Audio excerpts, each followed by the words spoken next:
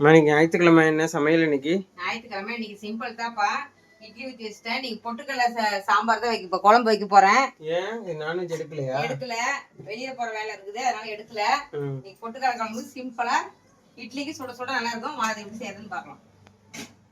பொட்டுக்கடலை குழம்பு செய்யறதுக்கு ஒரு வடை சட்டி வச்சு தேவையான அளவு எண்ணெய் ஊற்றிக்கலாங்க. எண்ணெய் காஞ்சிருச்சிங்க. கடுகு உளுத்தம் பருப்பு போட்டுக்கலாம். வாசத்துக்கு 2 பூண்டு தட்டி வச்சுக்கிறேன், அதுவும் இதுலேயே போட்டுக்கலாம். கருவேப்பிலையே போட்டுக்கலாம். பெரிய வெங்காயம் 2 வெங்காயம் கட் பண்ணி வச்சுக்கிறேன், அது வெளியே போட்டுக்கலாங்க.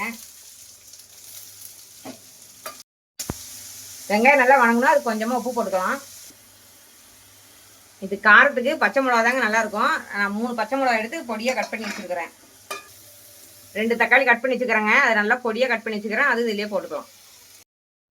வெங்காயம் தக்காளி பச்சை மிளகாய் எல்லாம் வணங்கிட்டுங்க, நல்லா எண்ணெயிலே வணங்கட்டும். இந்த பொட்டுக்கடலை 2 ஸ்பூன் எடுத்துக்கிறேன், பெரிய ஸ்பூனா, அது இதில் போட்டு அரைச்சி எடுத்துட்டு வந்துடலாம்.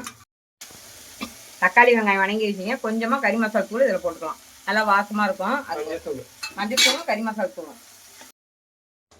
வெங்காயம் தக்காளி நல்லா வணங்கிருச்சிங்க. நம்ம பொட்டுக்கடலை மாவு அரைச்சி வடிகட்டி எடுத்து வச்சுக்கிறேன், அது இதுலேயே ஊற்றிக்கலாம். நம்மளுக்கு தேவையான அளவு தண்ணி ஊற்றிக்கலாம், ஏன்னா பொட்டுக்கடலைங்கனால கெட்டியாகவும் கொஞ்சம் தண்ணி ஊற்றிக்கலாம். உப்பு கொஞ்சமாக தான் போட்டோம், இப்போ கொஞ்சம் போட்டுக்கலாங்க, பார்த்துக்கிட்டு போட்டுக்கலாம். தேவையான அளவு தண்ணி ஊற்றிக்கலாம்.